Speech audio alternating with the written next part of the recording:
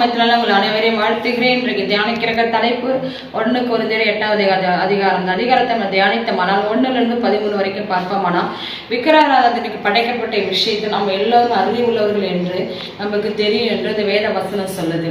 அதே போல நம்மளுக்கு அறிவு இருமாப்பை உண்டாக்கும், அன்பு பக்தி விருத்தத்தை உண்டாக்கும். ஒருவன் எல்லாமே அறிந்தவன் என்று சொல்லும் போது அறிய வேண்டிய பிரகாரம் அவன் அறிய மாட்டான். தேவனின் அன்புக்குறவன் எவனோ அவன் தேவனால் பிறக்கப்பட்டவனா இருக்கிறான். வானத்திலும் சரி பூமியிலும் சரி தேவர்கள் பலர் இருந்தாலும் நம்ம பிதாவாகிய தேவன் நமக்கு ஒருவர் தான் உண்டு. அவர் சகலத்தையும் சிருஷ்டித்தார். அவர் தான் இயேசு கிறிஸ்து. நம்ம இயேசு கிறிஸ்துவை நம்ம தரிசிக்கும் போது அவர் ஒரு பிள்ளைகளா நம்ம மாறுகிறோம். அவரை ரட்சிக்க அவர் அவரை ரட்சகரா நாம் ஏற்றுக்கொள்கிறோம்.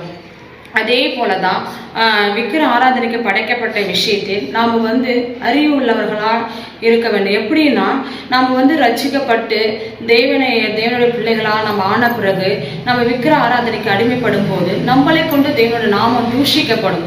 நம்ம அப்படி தேவனுடைய நாமத்தை தூஷிக்கப்படும்படி நடக்கக்கூடாது. ஏன்னா சிலர் ரட்சிக்கப்பட நாம காரணமா இருக்கணும் ஒன்றி, சிலர் ரட்சிக்கப்படாதபடிக்கு நம்ம காரணமா இருக்கக்கூடாது. ஏன்னா நம்ம தேவன் நம்ம ரட்சித்தார். அதே போலதான் நம்ம விக்கிர ஆராதனையில நம்ம ஈடுபடும் போது, விக்கிர ஆராதனையில நம்ம கோயில்ல நம்ம பார்க்கும் போது சிலர் சொல்லுவாங்க, ஆமா அவனே ஏசப்பாவை ஏத்துட்டு பாரு, விக்கிர ஆராதனைக்கு வரான், படைக்கப்பட்டதை சாப்பிடுன்னு சொல்லும் போது அவங்க தேவனோட நாமத்தை அவங்க அறியாத பிள்ளைகளா ஆறாங்க.